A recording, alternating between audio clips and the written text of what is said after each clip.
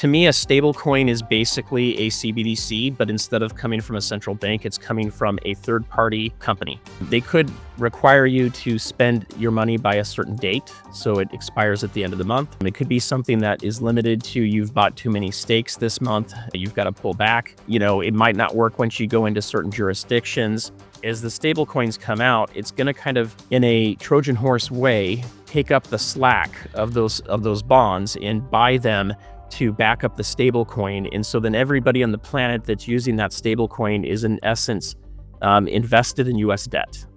It is diabolically ingenious, and it is creating synthetic demand for 90-day or less US Treasuries, which keeps interest rates low, which funds the government. We are heading into somewhat of a digital surveillance economy where the digital ID for voter integrity meshes with digital money. It's frightening. So to me, getting a stockpile of gold and silver right now makes a lot of sense. It's kind of ahead of the game. I think everybody would benefit from doing it.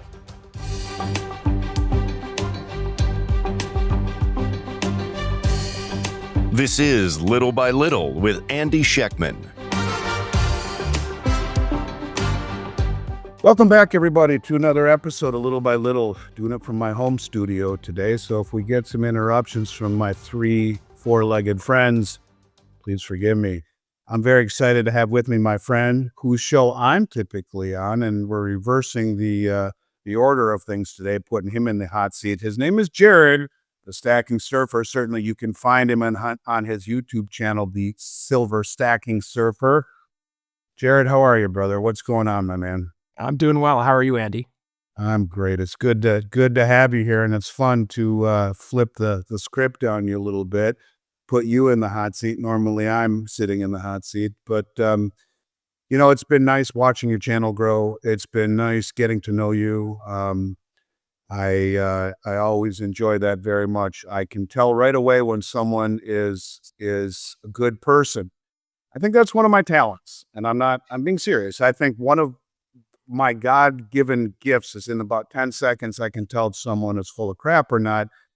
And from the first moment I met you, I knew you were a good person, someone who was trying to do the right thing, help the industry, help the people following you, an all-around good guy that one of these days I'll get to share a couple of cocktails with you and talk about life.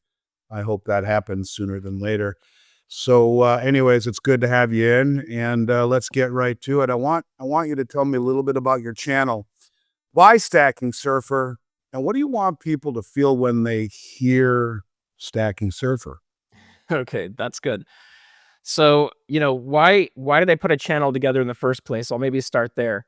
I saw inflation starting to really kick in, or at least I knew it was going to start really kicking in 2021 after all the announcements of stimulus, all the things that went on around the pandemic.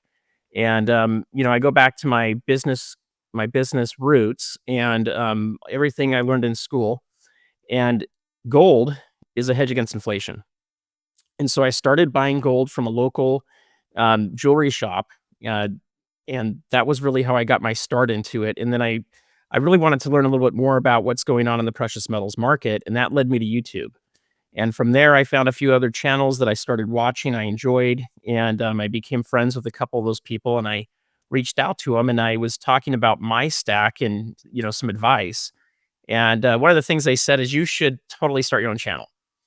And I was really hesitant to do that. I had just finished putting together a trust and kind of hiding all of my assets. And, I'm from the philosophy of own nothing and control everything. And so I had just done that. I'm like, really, I'm going to put my face out on YouTube. I'm going to, put myself out there. And, what really pushed me over the edge to do it was my love of helping people and educating people. And that comes across, by the way. I don't mean to interrupt you. Okay, I good. want you to know, coming on your channel, that really comes across. That's why I'm having you here today. Sorry to interrupt. I appreciate it. And then also having fun with it too. So, some channels might get a little boring.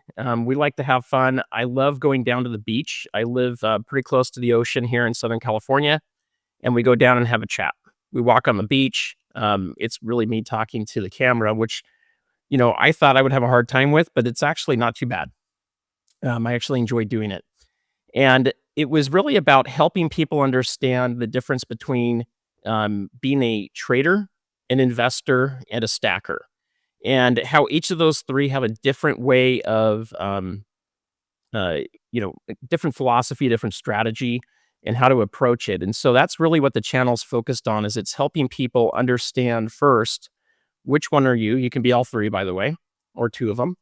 And then it's also helping you understand what kind of a hat, what kind of a strategy to put into place, depending on which of those three buckets you are acting in at the moment, and then how to improve your stack over time. And at the end of the day, it's really, Andy, here to help people understand how to become more financially independent and financially free from the system.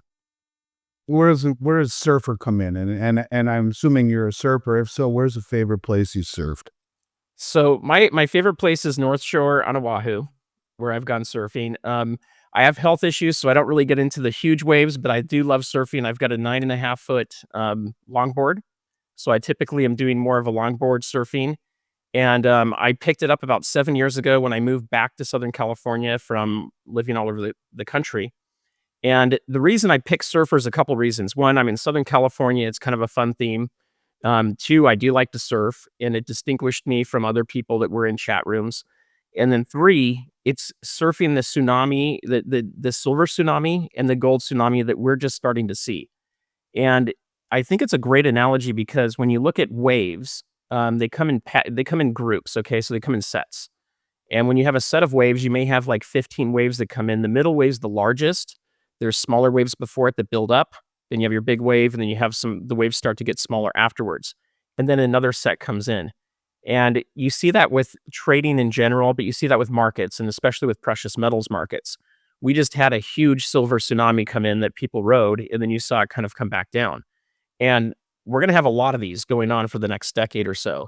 Interesting. And so that's what I really wanted to help visualize for people is, this isn't just um, another little bull run. This is something that is really much more significant that's going on right now. Very interesting. Actually, it might be the most interesting thing I've heard since you and I started talking. I didn't know that, but it makes sense. And you find a lot of symmetry in nature, Yes. whether it be in the shape of waves or their formation or how that moves into other things in nature. You see that transition into markets and wave theory, Elliott wave, Kondratiev wave, human emotions, and very interesting. I'm glad I asked you that. All right, let's transition a little bit. Let's talk about what was that moment that you went from interested, as you mentioned, to all in on stacking, and who was it that shaped your thinking early? Okay, so there's a couple points here. You know, my earliest thing is going back with my dad and starting to collect coins and stamps. If I go back to when I was a kid. And don't So I talk too much about that because that's coming up. I'm going to ask you Okay. about that. You know where I'm That going was with my that. earliest. Now, when I go to, the transition point of kind of where I really hit off, um, for me, what it was, to be honest, some of it was doing these fun auctions on YouTube, buying coins. But what really did it for me was when I saw the stock market starting to crash a bit in 2021, and I wasn't sure if it was gonna recover in 2022 like it did. But what I Right. could see is I could see that gold and silver were starting to become more prominent in the marketplace. People were starting to ask just a little bit more about it. Now, it was still pretty early in those days compared to where we're at today. But really what did it for me was holding a gold coin, holding silver in my hand. There's something um, ethereal about it where if you hold it, you can feel the energy of these coins, right? So you can ping the coins, and you can hear the resonation of silver and gold, and it's a nice tone. It's a high vibration. Whereas our other modern coins do not have that. They kind of a dead thud to them, or kind of a shrill. And I think it was the moment where I started getting more of a substantial stack, and I started realizing this isn't just collecting a few coins here. This is a way to save. It's also a way to invest, and it's a way to, um, with things like constitutional silver, to kind of prepare if there's ever a crazy time that comes in the country where we may actually go bartering with the metals again. And that doesn't have to be an end of the world scenario. It could just be that we get into stable coins and digital currencies, and you want to have something that's outside of that to do a little trading with. But I think it was when I started holding more of it in my hands, literally to where it started to become something that had maybe a real human connection to it than just a stock that you might be trading on, an app or a brokerage account. I couldn't agree more, brother. I think that man has been in search of gold and silver for 6,000 years. It's in our DNA, and you do feel it. I always tell people that's why gold has been money for 5,000, 6,000 years. You put it in your hand, you feel it. There, you can't. It's unmistakable. Feel the energy, the vibration, the density. Interesting point. Most people don't get that far past holding a piece of jewelry where you really don't feel it. But maybe the reason you were able to get that to that place was that your family owned a bank. And maybe tell us a little bit about what you learned about money behind the scenes that most people never hear, or how that helped shape your understanding of money, sound money, real money, gold and silver. For sure. So I'll start off with just a little bit of a history there. So my grandfather started a savings and loan in California, and if I recall correctly, it became the highest rated customer service lending institution in the country. I think it was in 2006, 2007. Um, you know, he started an organization because of a relationship that he had. And I'll give you just a little of the basis of that. So he was a mortgage broker, and he was working a lot with a real estate, professional, someone that owned a lot of real estate. And he was having a hard time getting some of the loans he wanted. And so they decided to go into business together and to go get a charter. So they got a charter for a savings and loan. They wanted to make it easier to get loans for people's homes, as well as, smaller commercial projects and things like that.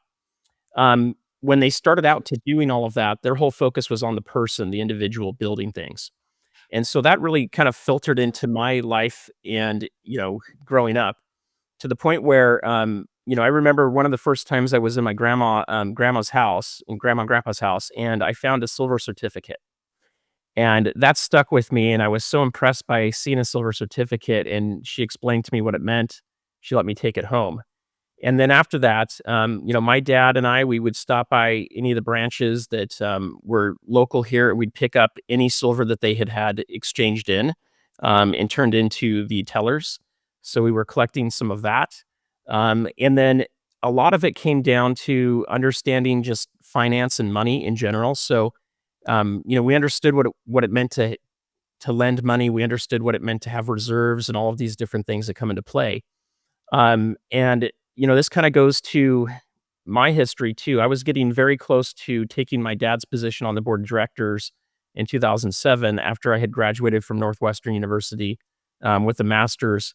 And, it was a crazy time at that moment. It's kind of when they hit their 50-year anniversary.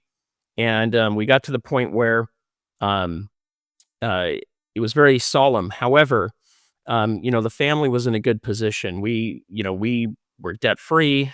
We had a lot of cash on the side. We had other properties, other investments, and we also had gold and silver that that was being stacked on the side as well. And so, I think even from a banking family, we understood the importance of precious metals. We may not have been completely in the market to know all of the price actions of everything.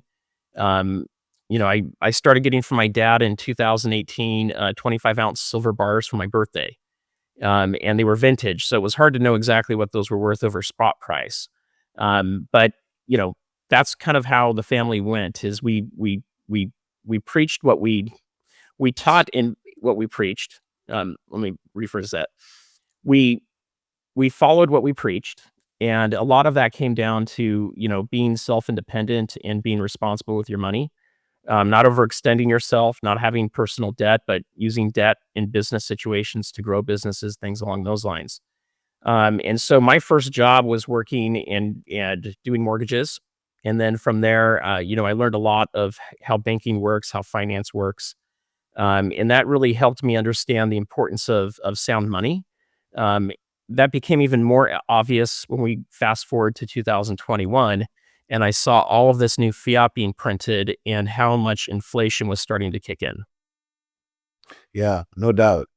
Certainly would have been a good understanding. I mean, these are the things that people should learn early on. And then if you taught the concept of interest, the law of 70 seconds, letting interest be your friend instead of fighting against it, as most people do, understanding the concepts of indebtedness and not being in constant servitude to indebtedness, understanding the compounding of time and in terms of investing, not just compounding of interest, but compounding of time, stacking sound money, a way to break free from the inflation, the insidious hidden inflation, the tax on all of our savings. These are things that I think everyone should understand. And in fact, if I were in charge of high school curriculum, even elementary school curriculum, the first things I would teach would be the laws of compounding. The law of 70 seconds. Take the interest rate you're being charged, divide it into 72, tells you how long before your principal doubles. So little things like this that you could instill in people all the way through elementary school until you're done with high school and even into post-secondary would make things much better for people, I think, as they go off on their own and try to navigate the world themselves. The best gift I was ever given was when I started my company. And my father, at 19 years old, said, "You'll buy something, I don't care if it's 1 ounce of silver, every 2 weeks when you get paid, or I'll fire you." Well, that was 36 years ago. He won't fire me anymore. But I've honored that promise, and I bought every 2 weeks for 36 years. The laws of compounding, understanding the value of real money. And I understand that comes across in your videos. I've watched several independent of me being on your show, and that comes across, and it's admirable, and I respect it, and I really like how your channel is growing, and I want people to check you out as a result of this. The community should grow. We're all trying to push the same wagon. All right, let's shift gears a little bit, and in some of your podcasts you've talked, and probably you and I have talked about also, especially given your background, the topic of stablecoins and how they fit into the future of money. In your mind, let alone nothing that I've ever said about it, but in your mind, are they a genuine innovation, or are they a control layer that could actually function like a CBDC? In other words, a central bank digital currency in a stablecoin shirt? What do you think of stablecoins and the Genius Act? Yeah, I've got a lot to say on that, so we can unpack a lot here. Let's go. So, with my day job, I work for a company that has a lot of AI technology, and so we do a lot of back end systems for 350 of the largest companies on the planet. We also do a lot of decisioning and other types of AI work for them. And so it's not only just my background with stacking surfer and banking, but it's also my background in AI that I'm very aware of cryptocurrencies as well as, stable coins and where things are going to go. So here's what I'll say in general. If you look at over time, technology and going more digital has made things more convenient. So we've gone from having to carry gold and silver around with us to a gold and silver certificate. And then we move to greenbacks. Then you move to Federal Reserve notes. Along that way, checks come into play. And then we start to get into cryptocurrencies starting to come about. And, we fast forward a little bit, there was a lot of language and a lot of talk around CBDCs coming out of central banks. So, central bank digital currencies coming out of each of the central banks. And there was a lot of talk around how bad that could be because of control mechanisms, and a lot of other issues that could, really change the way that we are able to save, invest, and spend our money. And so that talk really got kiboshed and it went away. And so then all of a sudden we hear this conversation around stable coins and what this could mean. And to me, a stable coin is basically a CBDC, but instead of coming from a central bank, it's coming from a third party company. And so it has the same capabilities, it has the same programmability. It still uses cryptography, but it could be used to limit what you do. So as an example, I see the same thing with stable coins as I do with CBDCs. They could potentially be used to be a finance tool, beyond just holding, let's say, money for lack of another word. They could, you know, require you to spend your money by a certain date, so it expires at the end of the month. It could be something that is limited to you've bought too many stakes this month, you've got to pull back. It might not work once you go into certain jurisdictions. So, anything you can imagine that could be limited or tracked is possible with them. Yeah. Oh, I can't hear you. Sorry about that. My dog was barking. When you talk about putting a timestamp on the CBDC, what you're in essence saying, and just to clarify and make sure I'm understanding you, you're talking about in essence inserting monetary policy into the currency. In other words, monetary policy is that we need to maybe get a little inflation into the system. We need to heat things up a little bit. So we're going to give everyone money, but you need to spend it now. And if you don't spend it over the next 30 days, it goes away. Is that in essence what you're saying? Correct. So, and just to back up a little bit too, with AI coming on, um, you know, the tool that my company has, we try to empower people so that they are able to be more efficient and effective and keep their positions and do all that. Other companies are basically replacing people with AI. AI is no doubt going to be very disruptive. So is robotics over the next several decades. As that happens, there's something called universal basic income that has been pitched out there that will probably happen, which is going to be similar to a pandemic stimulus payment. Okay. So, to what you're saying, Andy, it's possible that everybody might get $1,000 a month, for example.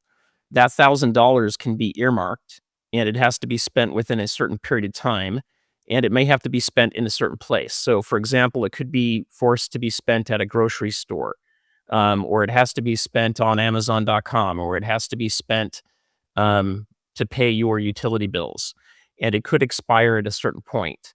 Um, because of those kind of mechanisms that are in there, it can be difficult to say sell a house, take a bunch of stable coin, and then if you want to move it into precious metals, we don't know what that's going to look like. Is there going to be any restrictions on it? Do you have to do it within a certain period of time, or is it not a big deal? Right? We don't know yet, but it's programmable, which means that they can program it. So it can become a economic tool. It could become a stimulating tool. It could be a tool to pull back if the economy is getting a little too heated, meaning they'll give you extra savings or a percentage return if you don't spend it, but you save it.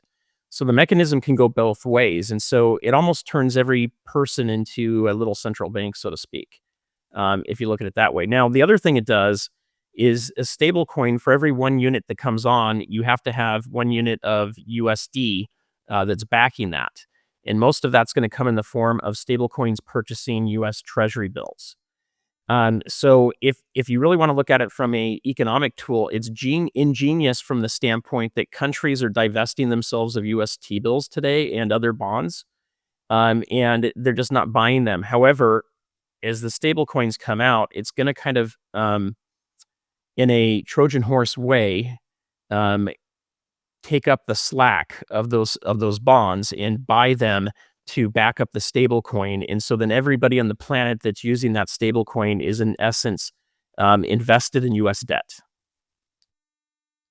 Yeah, and I've been talking a lot about that. It is diabolically ingenious, and it is creating synthetic demand for 90-day or less U.S. Treasuries, which keeps interest rates low, which funds the government. Now you don't have to worry. Everyone freaks out about the new Federal Reserve Chair who can only control the federal funds rate. Well, if you have the Genius Act, every time money moves, whether you're buying a pack of cigarettes or a new house, Yep. it drives down short-term interest rates. And the interesting part about it too, of course, and I don't know if you have any comment about the Clarity Act that says the interest on those treasuries, if I owe you $1,000 and I send it to you, a stablecoin is created backed by short-term treasuries. When you receive it, stablecoin is burned. Doesn't look any different in your bank account. You got $1,000 from me, but the interest on that treasury that was used to back it is not transferable. Companies like USA Tether, they're loading up on gold. They already have 14 billion in gold, the largest stockpile of gold outside of central banks, in a way to devalue the dollar. That's been my thesis. So, any comment on the lack of transferability of the interest on it? Do you have any ideas on that? Yeah, I'll give you a couple ideas on it. So one, that's how Tether makes its money, right? That's where they're making a lot of their money from, is that arbitrage of interest rates. So that's why they're in the business. That's why they're doing it. Now, why are they buying gold? I think they were foreseeing what was going to happen in some of the crypto markets with value going down. Some of that may have to do with the halving cycle. Some of it may have to do with what we're seeing in a capital rotation into the precious metals right now. And in addition to that, Andy, they wouldn't be buying gold if they didn't think it was going to go up. And they also wouldn't be buying it if they weren't seeing themselves as a central bank type facility. So central banks are buying gold. I think that's one of the reasons they're doing it. Now, that interest that's going in there is how they're creating their money. Now, there will be, because it is a blockchain technology, you will be able to, see that you own a certain amount of those tokens. For example, someone can't just steal them from you, um, per se. There's ways you'd need to protect it, but what we don't necessarily have is transparency into, is it really one for one? Has Tether been audited yet? Not to my knowledge, to where a third party's been able to really go in there and see it. Now, I think they have some third parties that probably do it, but has it been from a government? Has it been from another, institution? And correct me if I'm wrong on that, but that's the real issue too. Is it really backed 1-to-1 with the U.S. dollar? Um, and when you back it with the U.S. dollar debt, what does that do to inflation? How does that, does that incentivize Congress to continue to print more and more dollars and to go into more and more debt? Because they see Tether buying this up and they feel like there's demand for those bonds. And so, hey, why not? Let's spend more. Not only is that all probable, and you're right on all of those accounts. I know that USA Tether is already Genius Act compliant, meaning I wonder if it has some form of built-in audit. But when you use something like a synthetic means of capping interest rates, this is inflationary with all of the money that comes into it, and the purchasing of treasuries, and it lowers rates, which is the release valve. If you're blocking the release valve, inflation normally shows up in higher interest rates. If you're capping it synthetically, it will manifest itself in higher asset prices, in higher prices of goods and services, in inflation. I think it is very inflationary. It's an interesting topic for sure. And I think people don't quite realize, most people I talk to, even those that are fairly sophisticated, have no idea what the Genius Act is, have no idea that it's already been passed into law and goes into effect in early January of next year. And if people have been watching what I've been talking about, it's been central focus. I just have Catherine Austin Fitz on, and her take, and I would urge people to watch that video I did. It was fascinating. She's an amazing woman, and she is very, very against it. She says the same thing you do, that it is a central bank digital currency in a stablecoin clothing, that all of the things that you mentioned, whether it be adding monetary fuel into the system by time stamping it, or actually pulling money out if we need to cool things down, like you're saying, all of those things, including the fact that they have AML, KYC, anti-money laundering, know your client. Where'd you get your money? Who are you? But maybe the most concerning is KYT, know your transaction. So who are you? What'd you buy? Where'd the money come from? All of these things are now part of a blockchain ecosystem. It's frightening if you think about it. It comes into effect very, very soon, but it is diabolically genius. Synthetic demand for the U.S. Treasury anytime money moves around the world. Interesting thought, to say the least. Let's shift gears a little bit. When I come on your show, you and I talk about gold a lot, and we've talked about, since the day one I've been on your show, that central banks have been net buyers of gold over the last several years. Now, some of the largest pools of money in North America, in the United States, have been buying gold and standing for delivery. What do you think they're really signaling, whether it be the central banks or the big money here in the United States? And I know what I think, and I think you know what I think, but why do you think that the retail public has largely ignored this move in gold and silver, despite the most well-funded and well-informed traders on the globe, the central banks, and now even those big traders in the United States, saying there's something really much bigger than meets the eye here with gold and silver, with all of the accumulation and all of the repatriation and all of the deliveries? What's the retail public missing, and what are these big money people saying without saying? So yeah, there's a lot there. So a couple things. I think what central banks are doing is they're realizing that the petrodollar isn't going to last much longer and it's going to continue to debase. So the US dollar is going to continue to lose value. We weaponized it under the previous administration. That was a very dangerous move. To me, it looks like something that was either intentional or they had no idea what they're doing. One of the two, because it's not something you would just happen upon. And what that really did is it showed the world that, using the Western system, we have the ability to take your money from you. And so, that didn't start it, but I think that accelerated it. What you see with central banks is they're now going net long on gold. Not net long. They have more gold now than they have U.S. dollars. And we haven't seen that for a very long time, and they're starting to buy more and more. We've seen acceleration, especially in China. And what that's telling me is that gold is starting to become the next, you know, let's just call it world reserve currency, so to speak, at least on the settlement side of things. The dollar's not going to die. It's going to continue to lose value over time. Eventually, we get to a $50 Coca-Cola or maybe a $100 Chipotle bowl, something along those lines. What I think retail's missing is this. I think Bitcoin has done a very good job of pitching itself as digital gold, and gold is a shiny rock to a lot of sophisticated buyers. And I think a lot of those people have kind of stayed away, especially in the younger group of people. And so I think they've stayed away from considering gold because it's a relic. It's something that's not going to be used again. I think the other part of the public really just doesn't understand money to begin with. They see US dollars as money instead of currency. They don't understand that money is really the foundation of everything, which is gold and silver.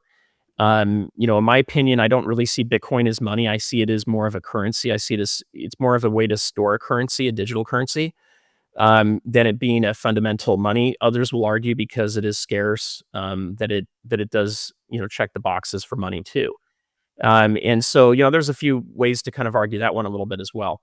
But I think what you're seeing is we've lacked that education. Going back to what you said earlier about elementary school and junior high and high school, my daughters took 2 classes in personal finance, and they didn't learn anything about gold and silver. They didn't really learn about balancing a checkbook. What they learned about was investing in the stock market, and they learned about the Fed.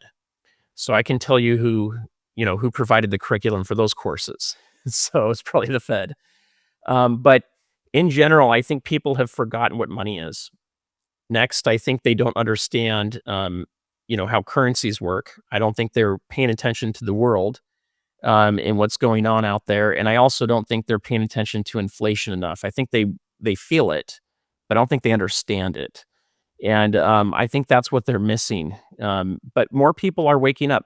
YouTube channels are growing quite a bit that are talking about gold and silver. I think the moves we saw in silver the last 3 months have started waking up the public as well.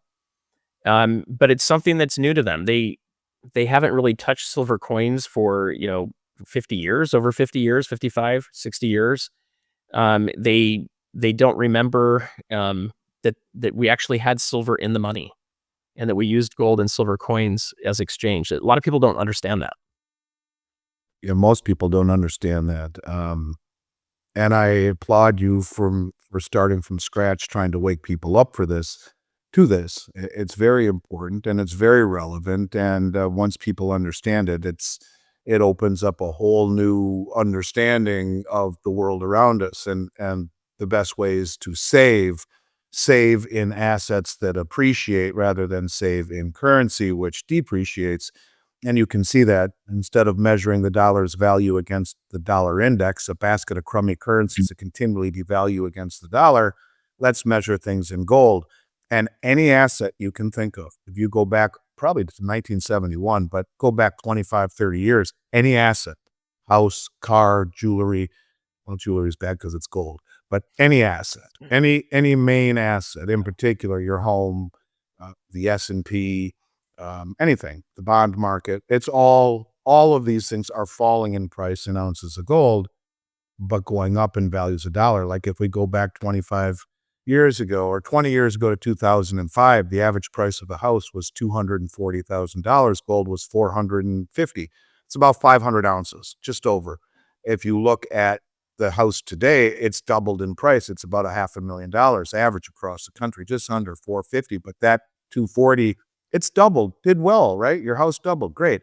But the 500 ounces of gold that you could have used to buy that house, instead you stuck under your mattress earning nothing but dust, no interest for the past 20 years, but it's worth 2 million. It buys you 5 houses. So in dollar terms, your house went up by double. In gold terms, that house fell by 500% in terms of its value in real money versus currency. These are the things that you teach, and these are the things people need to understand. That's what should have been in the curriculum instead of, silly things that they teach.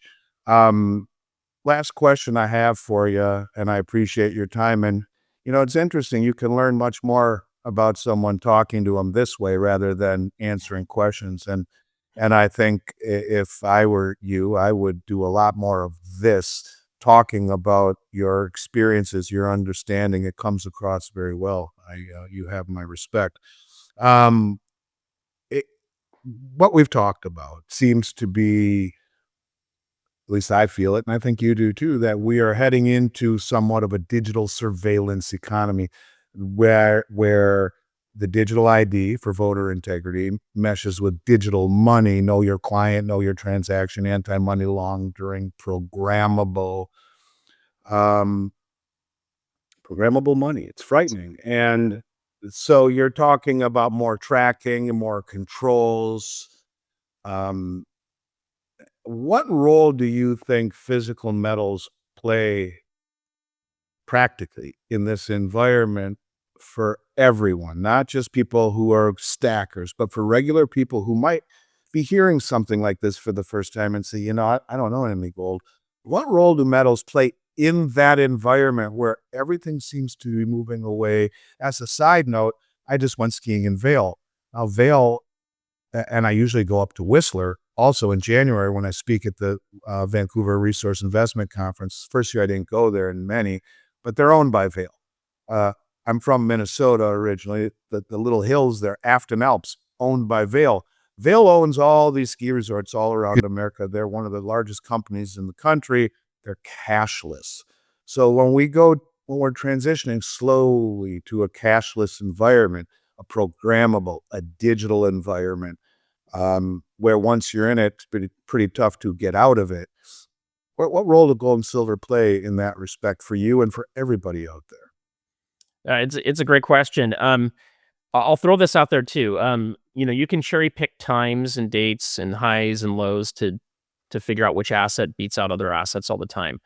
But what I will tell you is when I got married in the late 90s, and if I would have put money into gold in 2000 and just sat on it, I would have a tremendous amount of wealth versus more wealth than I have today. And it wouldn't have taken me working my tail end off trying to trade stocks, build companies, get involved in real estate. It would have just sat there and continued to gain. I think that's going to continue happening going forward. And the reason for that is we haven't gone back to backing our currency with gold. Therefore, I believe we're going to continue to debase it. And so if we're living in a world where currency is going to continue to be debased against real hard assets or money like gold and silver, then I think what's going to happen is the reason to hold it is it's what we already talked about. It's how you grow your wealth against everything else. And so, I'll just throw it out there. We don't know if there's going to be a time where we're ever restricted on how much gold we can own or how much we can buy or how easy it is to acquire it. Right now, you can do all of that. In the future, maybe the stablecoin isn't allowed to go into too much gold and silver, or it's limited to how much it can go into. Like we talked about, if it becomes a mechanism of economic, uh, I don't want to say manipulation, but economic tools to kind of keep the economy going, they may not allow you to put it into things that can become savings. They want you to spend it to keep the economy going, for example. And so if we're in a time period where they don't want you to save, we could be limited on how much you can move that into. So to me, getting a stockpile of gold and silver right now makes a lot of sense. It's kind of ahead of the game. I think everybody would benefit from doing it. How do we use it going forward? I think it's the same thing. You go to Vail, maybe they don't take it, so you don't use it there, but you can use it to kind of shore up everything else that you have, all your other assets. People will barter. I know people that I can go to for mechanic work. I know people that I can go to for a doctor's visit. There's other businesses that will take like gold backs, for example. There's a lot of businesses in California that'll take gold backs. And I don't think we're getting rid of coin shops, so don't read into that too much. But I think there's always going to be a way to convert into those currencies. And if not, it is money, so you can use it for trade with people. But I think over time, people are going to want to have some things kind of off the record a little bit. Yeah, with some of those transactions, they may want to eat more steaks, and maybe we have a limit, because the other thing we didn't talk about that can come into play is carbon credit scores. You start combining carbon credit scores into the digital ID and everything else. You may have to pay additional fines if you fly a lot or if you eat a lot of red meat, for example, things like that. So you might want to have a little bit of silver that you can give to someone to get that extra steak. Things like that. I don't think it's nefarious, but if you paint people into a corner and you take a lot of freedoms away, which isn't explicit that it's going to happen, but it's all possible. And so you get the right administration in there, you get the right, group of people running things that really want to stamp her down on things. I think people will be very, very pleased that they still have gold and silver as an option outside of that system. Yeah, well said, brother. Well said. You're a wealth of good information. What's the best way for people to follow what you're doing? Of course, we'll put links to all of your YouTube channel below. But what is the best way for people to follow and to join your community, which I advocate for 100%? So you can follow me on YouTube, Stacking Surfer. You can also on X, Stacking Surfer as well. I'll repost a lot of stuff. I put some of the links to the videos on there as well. And then if you look and see what I'm like hearting or liking on there, you can see all the stuff I'm following. But X has a tremendous amount of value for quick news that's coming out. I've also just started a Substack. So I'm still kind of figuring out how to use that, but we'll be putting that up. And then soon we'll have a website up too for people to go get additional information. Yeah, it's interesting. I never started a Substack, but yet I get people subscribing to my Substack every day. Don't know how that happened. I haven't written anything. So for those of you out there wondering what you subscribe to and why you haven't received anything, I'm wondering the same thing. Jared, you're awesome, brother. I appreciate it. I look forward to coming back on your show real soon. I thank you for coming on mine, and I look forward to doing it again. Thanks for sharing your thoughts. They were awesome. Thank you, Andy. You got it, my man. We'll talk soon.